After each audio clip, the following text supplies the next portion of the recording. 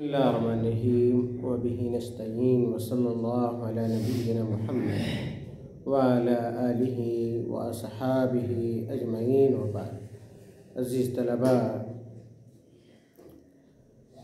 علامہ doctor محمد لقمان السلفی رحمہ اللہ نے اپنی کتاب السعی الحثیث الی فقہ اہل الحدیث میں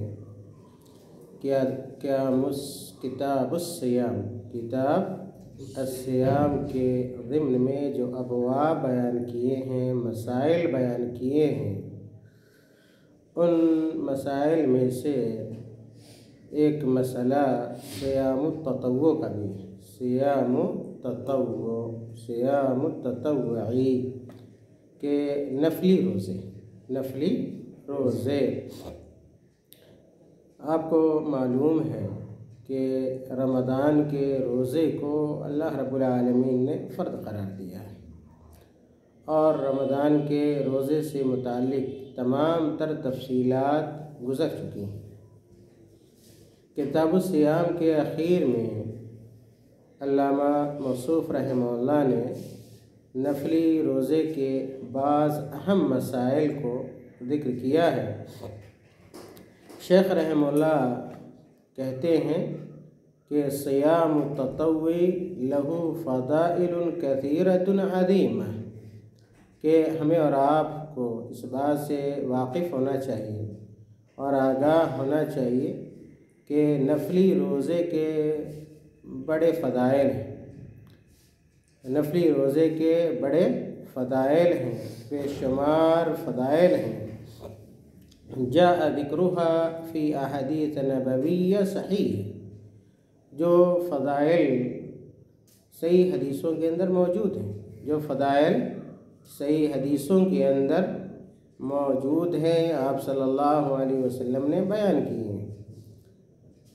نفلی روزے کے حوالے سے جو فضیلت قرآن اور خاص طور سے حدیث کے اندر، احادیث کے اندر موجود ہے، شیخ رحمہ اللہ کہتے ہیں وفیما یلی بیان بعضھا، کہ نفلی روزے سے متعلق جو حدیثیں ہیں، ان حدیثوں میں سے چند حدیثوں کا ذیل میں تذکرہ کیا جائے گا، ذکر کیا جائے گا، اور پھر یکے بعد دیگرے کئی حدیثوں کا ذکر شیخ رحمہ اللہ نے کیا ہے، جن حدیثوں سے اسلام میں نفلی روزے کا جو مقام ہے، مرتبہ ہے، عظمت ہے، فضیلت ہے، وہ اجاگر ہوتی ہے۔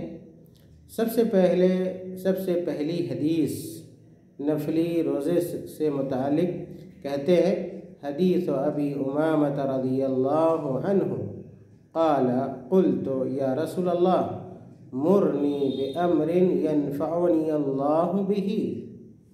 ابو امامہ رضی اللہ تعالی عنہ کی یہ حدیث کہتے ہیں کہ میں نے کہا اے اللہ کے رسول صلی اللہ علیہ وسلم، مرنی بأمر ینفعنی اللہ بہ، کہ آپ مجھے کسی ایسے معاملے کے بارے میں، ایسے کام کے بارے میں بتلائیے جس کے ذریعے اللہ رب العالمین مجھے فائدہ دے، یعنی اللہ رب العالمین مجھے فائدہ پہنچائے۔ وفی لفظ، اور حدیث کے بعض الفاظ میں یہ بھی ہے ای العمل افضل، کہ اللہ کے نبی صلی اللہ علیہ وسلم آپ مجھے یہ بتلائیے کہ کون سا کام، کون سا عمل بہتر ہے۔ ای العمل افضل، تو آپ صلی اللہ علیہ وسلم نے کہا علیک بالصوم، علیک بالصوم فإنہ لا مثل لہ، علیک بالصوم فإنہ لا مثل لہ، کہ سب سے افضل عمل، بہتر عمل یہ ہے کہ آپ روزہ رکھو۔ آپ کیا ہے؟ روزہ رکھو، روزہ کو لازم پکڑو۔ فإنہ لا مثل لہ، اور آپ یاد رکھیں کہ نفلی عبادتوں میں، نفلی عبادات میں سب سے افضل عبادت روزہ رکھنا ہے، سب سے افضل عبادت روزہ رکھنا ہے۔ اور حدیث کے ایک لفظ میں یہ بھی ہے کہ آپ صلی اللہ علیہ وسلم نے کہا علیک بالصوم فإنہ لا عدل لہ، علیک بالصوم فإنہ لا عدل لہ۔ آپ صلی اللہ علیہ وسلم نے ابو امامہ رضی اللہ تعالی عنہ کو یہ بات بتلائی، یہ حکم دیا کہ آپ روزے کا التزام کرو، فإنہ لا عدل لہ، اس روزے کے مساوی کوئی دوسری چیز یا دوسرا عمل نہیں ہے۔ شیخ رحمہ اللہ نے اس حدیث کو اس ضمن میں بیان کیا ہے کہ نفلی عبادتوں میں روزہ اہم ترین عبادت ہے، اور نفلی روزے یا روزوں کا ہمیں اور آپ کو اہتمام کرنا چاہیے۔ نفلی روزے سے متعلق، اس کی فضیلت سے متعلق جو دوسری حدیث علامہ موصوف رحمہ اللہ نے ذکر کی ہے، کہتے ہیں وحدیث ابی ہریرہ رضی اللہ عنہ قال، حضرت ابو ہریرہ رضی اللہ تعالیٰ عنہ کی حدیث کہ آپ صلی اللہ علیہ وسلم نے ارشاد فرمایا کل عمل ابن آدم یضاعف الحسنة عشر امثالها الى 700 ضعف قال الله عز وجل الا الصوم فإنه لي وأنا أجزي به يدع شهوته وطعامه من أجلي۔ صحیح بخاری اور صحیح مسلم کی یہ روایت ہے۔ ابو ہریرہ رضی اللہ تعالیٰ عنہ کہتے ہیں کہ آپ صلی اللہ علیہ وسلم نے ارشاد فرمایا کہ بنو آدم کا ہر عمل، بنو آدم کا ہر عمل، اس کے ہر عمل پہ 10 گنا نیکی دی جاتی ہے، اس کے ہر عمل پہ، ہر نیک عمل پہ 10 گنا نیکی دی جاتی ہے، اور یہ نیکی 700 گنا تک بڑھ جاتی ہے۔ یا ہے کہ اللہ رب العالمین نیکی کو آدمی کے اخلاص، آدمی کی نیت کے اعتبار سے 700 گنا تک بڑھا دیتے ہیں۔ اور پھر اللہ کے نبی صلی اللہ علیہ وسلم نے کہا کہ قال اللہ عز وجل، اللہ رب العالمین نے فرمایا الا الصوم، سوائے روزہ کے، سوائے روزہ کے، یعنی بنو آدم کا بنو آدم کے ہر عمل پر 10 گنا 700 گنا تک نیکی اور ثواب ملتا ہے، سوائے کس کے؟ روزہ کے، سوائے کس کے؟ روزہ کے۔ اللہ تعالیٰ کہتا ہے روزہ کے بارے میں، روزہ سے متعلق فَإِنَّهُ لِي وَأَنَا أَجْزِي بِهِ، کہ یہ آدم کے بیٹے یہ روزہ میرے لیے رکھتے ہیں، وَأَنَا أَجْزِي بِهِ، اور میں ہی ان کے اس عمل کا بھرپور بدلہ دوں گا، يَدَعُ شَهْوَتَهُ وَطَعَامَهُ، کہ ایک روزہ دار اپنی شہوت کو، جو جائز شہوت ہوتی ہے کھانے پینے کو، چھوڑ دیتا ہے، کس کے لیے؟ میرے لیے، میری رضا کے لیے، میری خوشنودی کے لیے۔ اس لیے روزے دار کو کتنا اجر ملنا چاہیے، کتنا ثواب ملنا چاہیے، اس کا فیصلہ میں خود کروں گا۔ عام عبادتوں پہ روزے کو قیاس یا اس کے اجر و ثواب کو قیاس نہیں کیا جا سکتا ہے۔ شیخ رحمہ اللہ نے یہ حدیث بھی نفلی روزے کی فضیلت سے متعلق بیان کی ہے۔ شیخ رحمہ اللہ نے ایک اور حدیث بیان کی نفلی روزے کے حوالے سے، کہا وحدیث عبداللہ بن عمرو بن العاص رضی اللہ عنہما ان رسول اللہ صلی اللہ علیہ وسلم قال، یہ حدیث، یہ روایت عبداللہ بن عمرو بن عاص رضی اللہ تعالیٰ عنہما سے مروی ہے کہ آپ صلی اللہ علیہ وسلم نے ارشاد فرمایا الصیام والقرآن یشفعان للعبد یوم القیامہ، الصیام والقرآن یشفعان للعبد یوم القیامہ، کہ یہ روزے اور یہ قرآن، یعنی روزہ رکھنا، قرآن کا پڑھنا، قرآن کی تلاوت کرنا، یہ دونوں چیزیں یا دونوں عمل دن قیامت میں بندے کے لیے سفارش کریں گے۔ کیا کریں گے؟ سفارش کریں گے۔ یقول الصیام، اللہ تعالیٰ قوت گویائی عطا کر دے گا، روزے کو بھی اللہ تعالیٰ قوت گویائی عطا فرما دے گا، قرآن کو بھی اللہ رب العالمین زبان عطا کر دے گا، اور یہ دونوں کہیں گے یقول الصیام، روزے کہیں گے ای ربی، اے میرے رب، اے میرے پروردگار، منعتہ الطعام والشہوات بالنہار فشفعنی فیہ، روزہ کہے گا اے میرے اللہ، میں نے تیرے اس بندے کو، اس آدمی کو کھانے سے روکا، شہوت کی تکمیل سے روکا، دن میں یہ کھا نہیں سکتا تھا، دن میں شہوت پوری نہیں کر سکتا تھا، فشفعنی فیہ، اس سے متعلق میری سفارش کو قبول فرما لے۔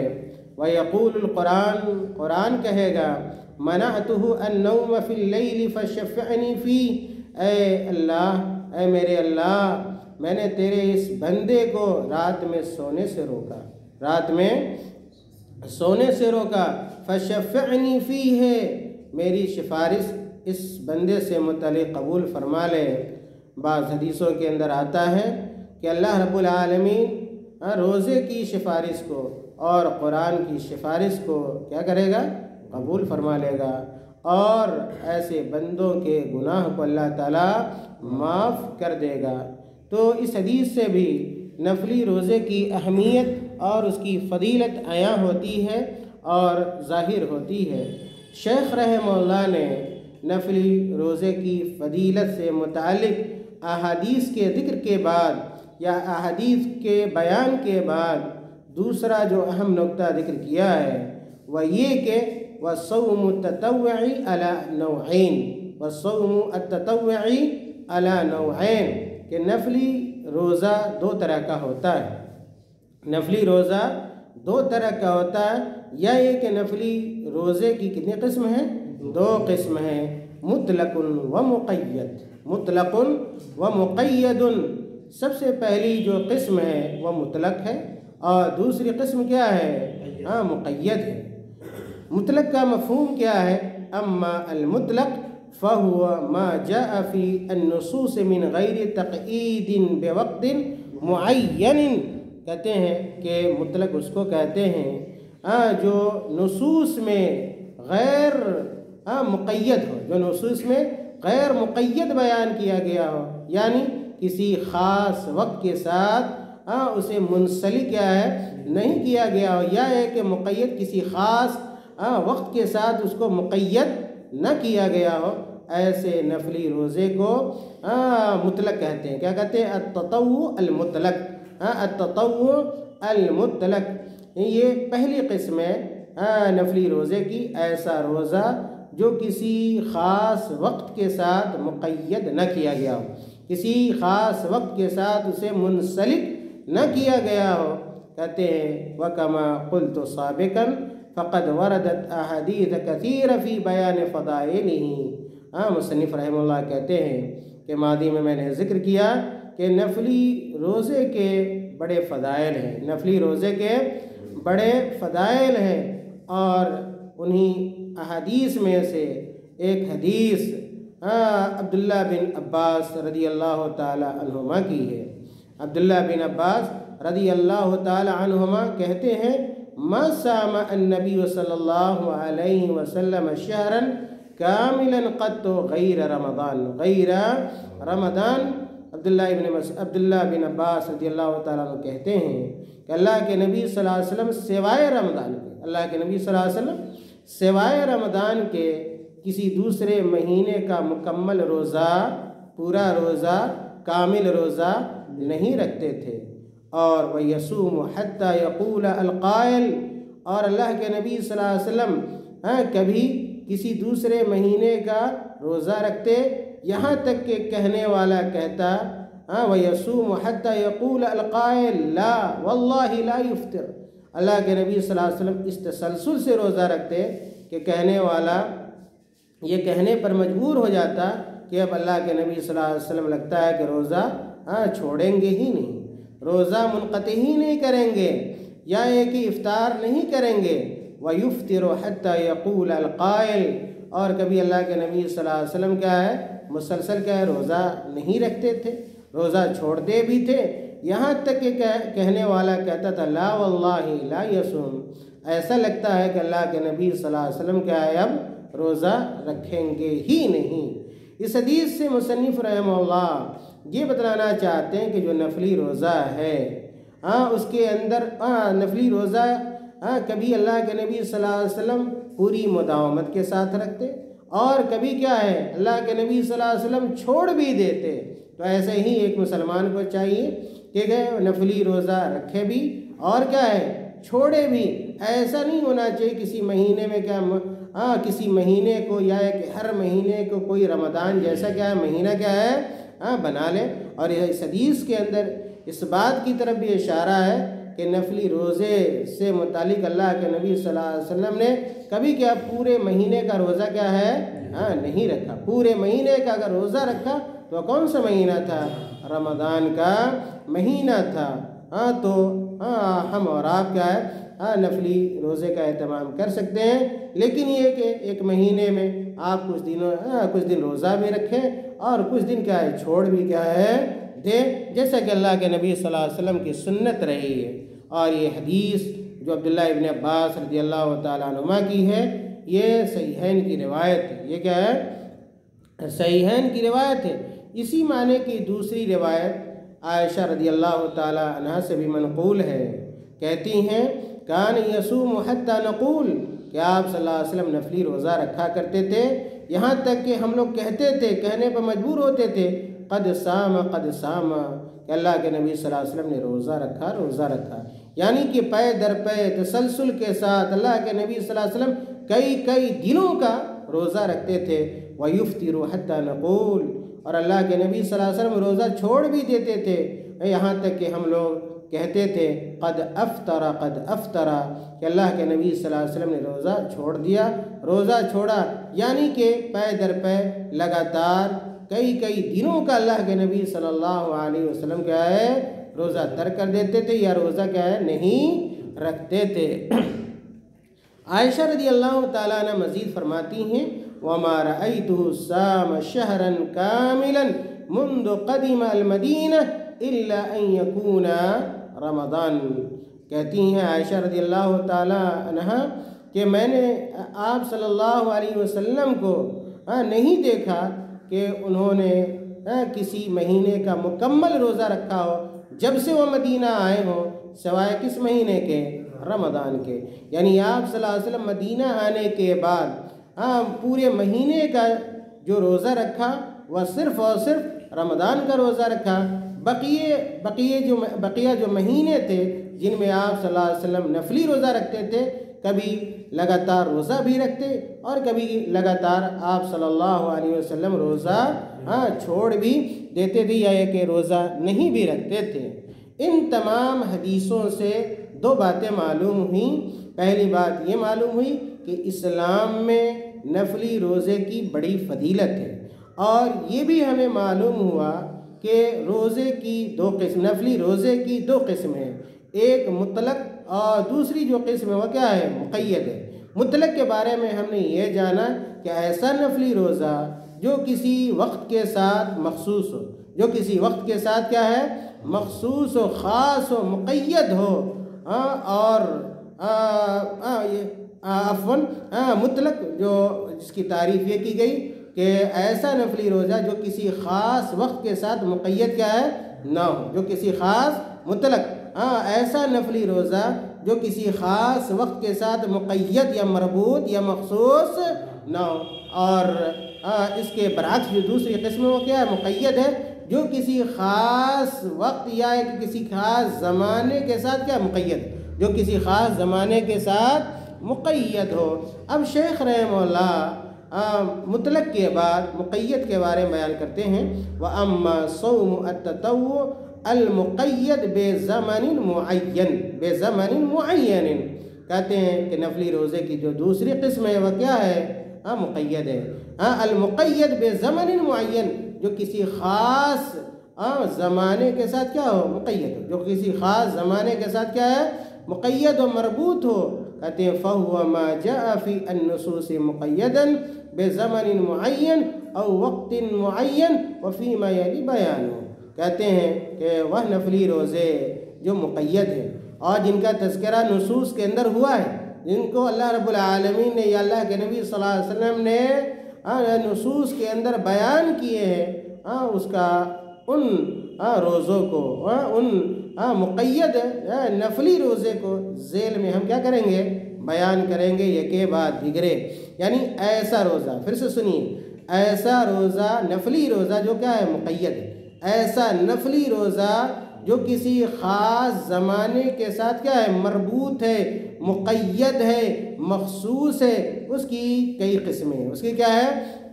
کئی قسمیں، یا یوں کہہ سکتے ہیں کہ کئی روزے ہیں، کئی ایسے روزے ہیں جو کیا ہے؟ مقید ہے، جو کیا ہے؟ مطلق نہیں بلکہ کیا ہے؟ مقید ہے، کسی خاص زمانے سے مربوط ہیں۔ اور پھر مقید نفلی روزوں میں سب سے پہلے شیخ رحمہ اللہ نے شوال کے 6 روزے کا تذکرہ کیا ہے۔ کہتے ہیں صیام 6 ایام من شوال۔ آپ دیکھیں یہ مطلق نہیں، عام نہیں ہے، بلکہ شوال کے مہینے کے ساتھ کیا؟ یہ خاص ہے، شوال کے مہینے کے ساتھ خاص ہے۔ اور یہ بھی کیا ہے؟ نفلی روزہ ہے۔ شوال کا 6 روزہ نفلی روزہ ہے، لیکن اس روزے کو شوال کے علاوہ آپ دوسرے کسی مہینے میں نہیں رکھ سکتے۔ اگر آپ رکھتے ہیں تو پھر کیا ہے؟ یہ سنت کی ادائیگی نہیں ہوگی۔ شیخ رحمہ اللہ کہتے ہیں صیام 6 ایام من شوال، شوال کے مہینے میں 6 دنوں کا روزہ، یہ سنت ہے، نفلی روزہ ہے۔ خود کہا شیخ رحمہ اللہ نے فَهُوَ مُسْتَحَبٌ عِنْدَ كَثِيرٍ مِّنْ أَهْلِ الْعِلْمِ مِنْهُمْ الشَّافِعِي وَأَحْمَدُ۔ کہتے ہیں کہ اکثر اہل علم کے نزدیک، اکثر اہل علم کے یہاں شوال کے 6 روزے مستحب ہیں۔ کیا ہے؟ مستحب ہے، مسنون ہے۔ اور اسی قول کے قائل امام شافعی رحمۃ اللہ علیہ اور امام احمد رحمۃ اللہ علیہ۔ اور شوال کا یہ 6 روزہ مسنون ہے، مستحب ہے۔ اس کی کیا دلیل ہے؟ شیخ رحمہ اللہ نے اس کی دلیل بھی بیان کی۔ کہتے ہیں لما روى ابو ایوب الانصاری رضی اللہ عنہ ان رسول اللہ صلی اللہ علیہ وسلم قال من صام رمضان ثم اتبعه 6 من شوال كان كصيام الدهر۔ وروى ثوبان مولى رسول الله صلى الله عليه وسلم عن رسول الله صلى الله عليه وسلم أنه قال من صام 6 أيام بعد الفطر كان تمام السنة من جاء بالحسنة فله 10 أمثالها۔ اس کی پہلی دلیل شیخ رحمہ اللہ نے ابو ایوب الانصاری رضی اللہ تعالیٰ عنہ کی روایت بیان کی کہ آپ صلی اللہ علیہ وسلم نے ارشاد فرمایا من صام رمضان ثم اتبعه 6 من شوال، کہ جس نے رمضان کے سارے روزے رکھے، جس نے رمضان کا روزہ رکھا اور پھر شوال کے 6 روزے رکھے، شوال کے 6 روزے رکھے، یعنی رمضان کے بعد 6 روزے رکھے۔ آگے یہ بات شیخ رحمہ اللہ نے ذکر کی ہے کہ شوال کی جو 6 روزے رکھنے ہیں وہ کیسے رکھنے ہیں؟ پے در پے رکھنے ہیں، تسلسل کے ساتھ رکھنے ہیں، یا یہ کہ آدمی شوال کے پورے مہینے میں جب چاہے ان روزوں کو رکھ سکتا ہے۔ خیر، یہاں پہ آپ صلی اللہ علیہ وسلم نے ارشاد فرمایا کہ جس نے رمضان کا روزہ رکھا اور پھر شوال کے 6 روزے رکھے کان کصیام الدہر، تو اس آدمی کو پورے سال کے روزے کا ثواب ملتا ہے۔ کان کصیام الدہر، اور اس پر اگر مداومت برتتا ہے، ہر رمضان کا روزہ رکھتا ہے، اس کے بعد ہر شوال میں 6 روزے رکھتا ہے، گویا وہ آدمی کیا ہے؟ پورے زمانے کا کیا رکھتا ہے؟ روزہ رکھتا ہے۔ اور دوسری روایت ثوبان رضی اللہ تعالی عنہ کی، جو آپ صلی اللہ علیہ وسلم کے غلام ہیں، انہوں نے اللہ کے نبی صلی اللہ علیہ وسلم سے بیان کیا کہ آپ صلی اللہ علیہ وسلم فرمایا من صام 6 ایام بعد الفطر، کہ جو شخص یا جو لوگ عید الفطر کے بعد 6 روزے، جنہوں نے رمضان عید کے بعد 6 روزے رکھے، کان تمام السنہ، گویا اس آدمی نے کیا؟ پورے سال کا روزہ رکھا، پورے سال کا روزہ رکھا۔ کیسے؟ آپ دیکھیں کہ من جاء بالحسنۃ فلہ عشر امثالھا، کہ جو آدمی ایک نیکی کرتا ہے، جو آدمی ایک نیکی کرتا ہے اس کو 10 ثواب ملتا ہے، یعنی کہ 10 گنا اجر ملتا ہے۔